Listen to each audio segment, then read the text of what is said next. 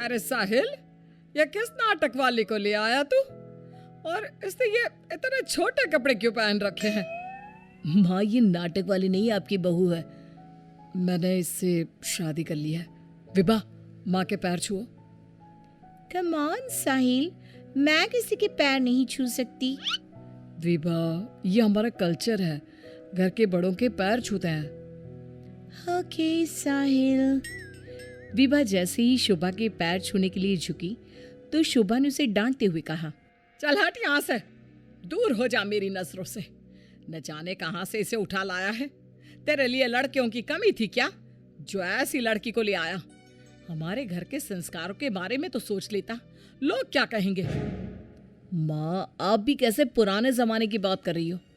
आप कपड़ों और भाषा से किसी के संस्कारों को जज नहीं कर सकती।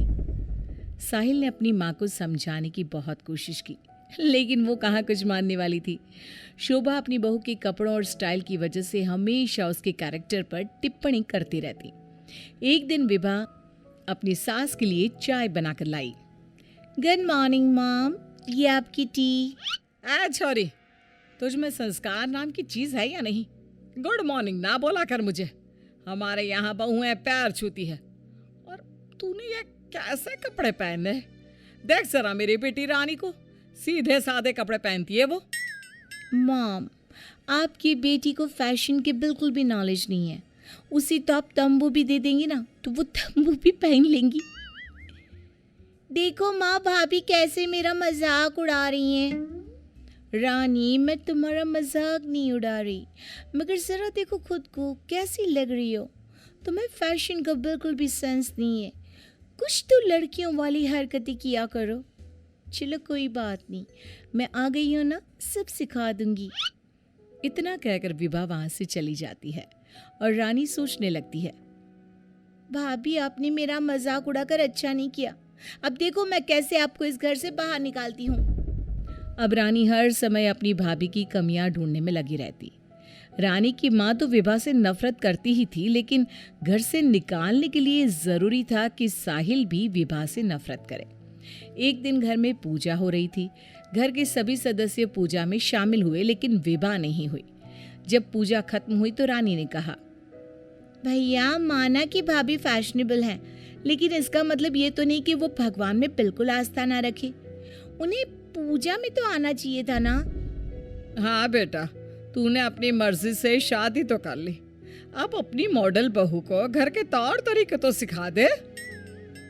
अपनी बहन और माँ की बात सुनकर साहिल विभा के पास गया और उससे कहने लगा, विभा, आज घर में पूजा थी, तुम क्यों नहीं आई पूजा में? पता है लोग कितनी बातें बना रहे थे। माय डियर हस्बैंड, इतना गुस्सा क्यों हो रहे हो? जरूरी नहीं कि भगवान को खुश करने के लिए पूजा में शामिल होना पड़े। जब भगवान को दिल से याद कर लो ना तो बस उसी समय होगी उनकी पूजा। विभा, तुम शब्दों के जाल में मुझे मत फंसाओ। मैं जानता हूँ तुम इन सब चीजों को नहीं मानती, लेकिन तुम माँ की खुशी के लिए ही चली जाती। कम ऑन डार्लिंग, तुम तो छोटी सी बात को खींच रहे हो। मुझे पूजा में जाने से कोई प्रॉब्लम नहीं थी। मुझे किसी ने बताया ही नहीं पूजा के बारे में। अगर माया रानी बता देती तो मैं चली जाती।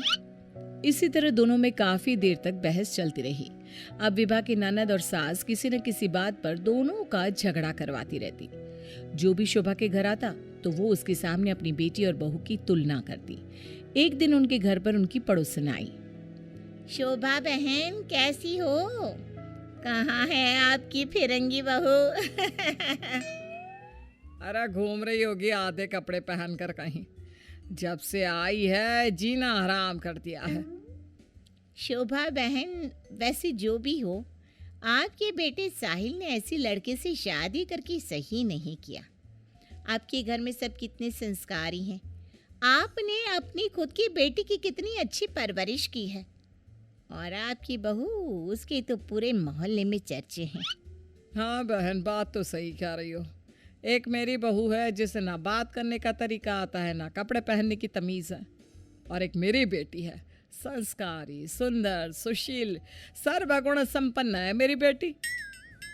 आप तो जल्द से जल्द बस अपनी बेटी की शादी करने के बारे में सोचो। कहीं ऐसा ना हो कि आपकी बहू के चक्कर में आपकी बेटी से कोई शादी ही ना करे।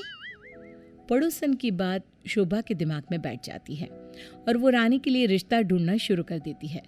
एक दिन शोभा की तबीयत अचानक खराब हो जाती है। माँ, क्या हो गया है आपको? आप दिन भर अपने कमरे में लेटी क्यों रहती हो? अरे पता नहीं बेटी क्या हो गया है, कई दिन हो गए बुखार आ रहा है। मॉम, आपको डॉक्टर के पास जाना चाहिए, ऐसे तो आपकी हेल्थ खराब होती जाएगी। ओ अंग्रेजन, अपनी अंग्रेजी अपने पास रख। माँ किसी डॉक्टर के पास नहीं जाएगी। मैं अभी माँ को काढ़ा बना कर देती हूँ, माँ बिल्कुल ठीक हो जाएंगी। लेकिन रानी, डॉक्टर ब्लड टेस्ट करके बता देगा कि मॉम का फीवर क्यों नहीं उतर रहा। इसी तरह कई दिन हो गए। शोभा का बुखार उतरने का नाम नहीं ले रहा था और रानी उन्हें डॉक्टर के पास जाने नहीं दे रही थी। एक दिन विभा रानी को बिना बताए शोभा को डॉक्टर के पास ले गई। शोभा को 4-5 दिन हॉस्पिटल में रहना पड़ा। इसी बीच विभा ने अपनी सास की बहुत देखभाल की, लेकिन रानी एक बार भी अपनी माँ से मिलने नहीं आई। बहू, मेरी इतनी ज़्यादा तबीयत खराब थी, लेकिन रानी मुझसे एक बार भी मिलने नहीं आई। डोंट वरी मॉम, घर में कोई नहीं है ना, तो वो घर में ही रहती है। अब डॉक्टर ने बोला है कि आप घर आ सकती हैं, तो आप ज़्यादा सोचिए मत। अब शोभा को पहली बार अपनी बेटी और बहू के संस्कारों के बीच का अंतर पता चला। शोभा अपनी बहू को प्यार करने लगी। एक दिन शोभा ने विभा से कहा, बहू, आज शाम को लड़के वाले रानी को देखने आ रहे हैं।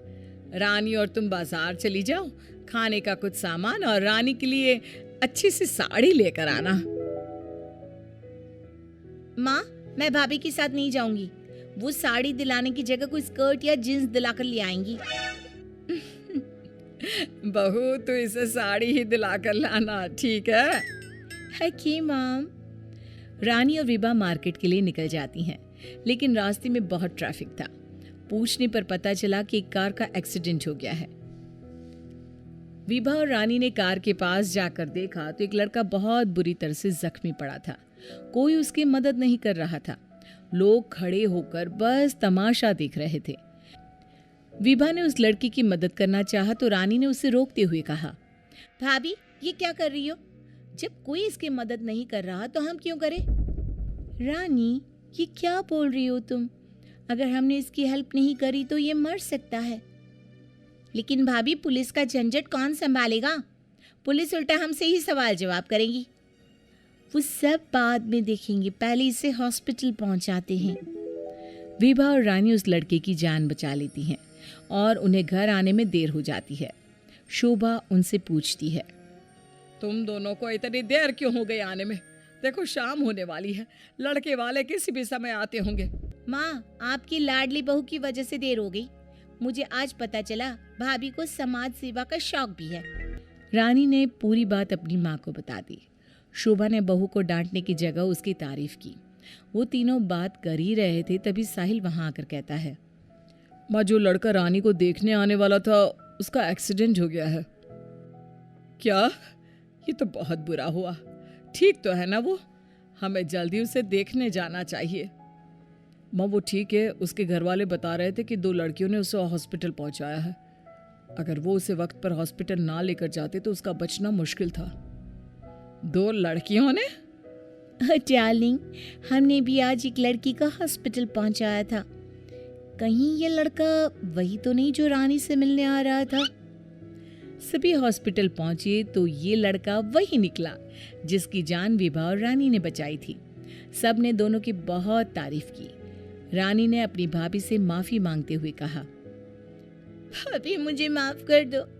मैंने हमेशा आपको गलत समझा। अगर आप ना होती तो मैं कभी भी किसी अनजान आदमी की मदद ना करती। डोंट क्राई डियर, हमें अच्छे काम करते रहने चाहिए। साहिल दोनों की बात सुनकर कहता है, देखा रानी, मैं कहता था ना, संस्कार चरित्र में दिखाई देते हैं, कपड़ों और भाषा में नहीं। इसीलिए कभी किसी के कपड़े देखकर उसका कैरेक्टर